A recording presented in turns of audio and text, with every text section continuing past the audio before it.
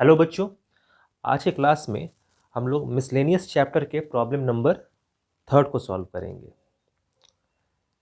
Chapter number 2 miscellaneous exercise. Question कुछ इस तरह से है, find the domain of the function F X. Find the domain of the function F X equals to X square plus 2x plus 1 whole divided by X square minus 8x plus 12। Question आसान है, domain find करना है। तो इस तरह के function को जहां न्यूमरेटर और डिनोमिनेटर दोनों गिवन हो, उसके डोमेन को कैसे निकालते हैं और खास ही क्या क्या रिस्ट्रिक्शन ध्यान में रखना पड़ता है ये देखते हैं। ठीक है, तो सबसे पहले इस फंक्शन को लिख लेते हैं और फिर समझते हैं कि इसको कैसे सॉल्व करना है। F X equals to X square plus 2x plus 1 whole divided by X square minus 8x plus 12। तो ये फंक्शन दिया गया है, इस फंक्शन के डोमेन को पता करना है। जिन बच्चों को डोमेन फाइंड आउट करने में प्रॉब्लम होता है वो अगर इस प्रॉब्लम को ध्यान से समझेंगे तो समझ में आएगा कि डोमेन कैसे किस केस में कैसे निकालते हैं, वो आसानी से समझ में आएगा। जैसे यहाँ पे न्यूमरेटर और डिनोमिनेटर दोनों गिवन है और डोमेन निकालते समय जब डिनोमिनेटर गिवन हो तो डिनोमिनेटर कभी जीरो नहीं होना चाहिए। कहने का मतलब है कि एक्स का कुछ भी वैल्यू रखें, ये कुछ टर्म में रिड्यूस होगा, ये भी कुछ टर्म में रिड्यूस होगा। और सिंपली मैथमेटिक्स में हम लोग ये जानते हैं कि अगर 4 डिवाइड बाई 0 करें तो ये अलाउड नहीं है। ठीक है, अगर 0 डिवाइड बाई 4 करें तो ये 0 होता है, ये सही है। ठीक है, तो इसी लॉजिक के आधार पे हम लोग कह सकते हैं कि एक्स का ऐसा कोई वैल्यू यहाँ पे नहीं रख सकते हैं जो सॉल्व होने के बाद क्या दे, 0, ताकि ये पूरा फंक्शन क्या हो जाए, अनडिफाइंड हो जाए। ठीक है, इस तरह का फंक्शन नहीं होना चाहिए कि ऊपर में कुछ टर्म वैलिड हो और नीचे में 0 हो जाए। तो फाइनली हम लोग कह सकते हैं कि x square minus 8x plus 12 का वैल्यू 0 नहीं होना चाहिए। यही एक रिस्ट्रिक्शन है डिनोमिनेटर के लिए। ठीक है, तो इसी रिस्ट्रिक्शन के आधार पे हम लोग डोमेन पता करेंगे।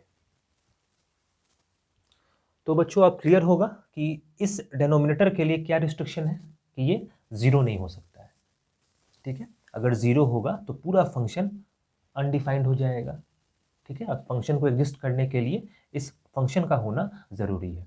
तो x में ऐसा कोई वैल्यू नहीं पुट करेंगे जो इसको 0 कर दे। ठीक है, तो X square minus 8x plus 12 equals to 0 करके देखते हैं कि ये x के किस वैल्यू के लिए यहाँ पे 0 टर्म देगा। ठीक है, तो क्वाड्रेटिक इक्वेशन के रूप में इसको सॉल्व कर लेते हैं। तो X square minus 8x plus 12 equals to 0। हम लोग इक्वल टू 0 क्यों कर रहे हैं यहाँ पे, इसलिए कि इसका रूट फाइंड करने के लिए, ताकि पता कर पाए कि कौन सा वैल्यू हम लोग को नहीं रखना है। ठीक है, तो एक्स स्क्वायर ऐसा सॉल्व कर सकते हैं, minus 6x minus 2x plus 12 equals to 0, splitting the term से। अब यहाँ कॉमन ले सकते हैं, x minus 6 minus 2 x minus 6 equals to 0। Finally इन दो टर्म से x माइनस 6 कॉमन है तो x माइनस 6 कॉमन ले लेते हैं। यहाँ क्या बचता है, x माइनस 2 इक्वल्स टू 0। तो दो रूट मिला।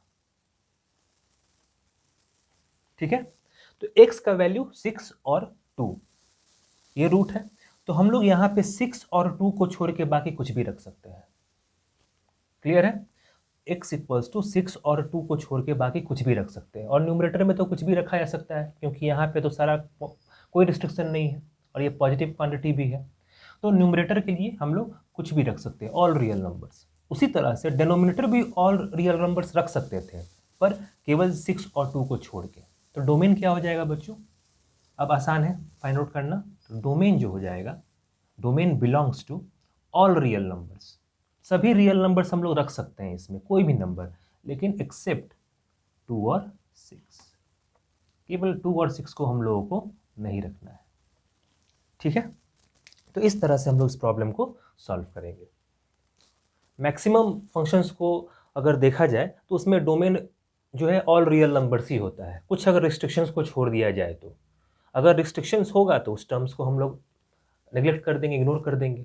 जैसे यहाँ पे ऑल रियल नंबर्स तो होगा, पर 2 और 6 को नहीं लेना है। 2 और 6 यहाँ रख सकते हैं पर यहाँ नहीं रख सकते हैं। लेकिन इस केस में क्या होगा, अगर रखते हैं तो ये 0 हो जाएगा पूरा टर्म, जो कि अनडिफाइंड है, फंक्शन अनडिफाइंड हो जाएगा। तो डोमेन क्या हो जाएगा, domain belongs to all real numbers except 2 और 6। ये -2 और 6 लिखने का तरीका है कि सभी रियल नंबर्स को ले सकते हैं पर 2 और 6 को छोड़कर। ठीक है, तो प्रॉब्लम नंबर 3 को हम लोग इस तरह से बच्चों सॉल्व करेंगे।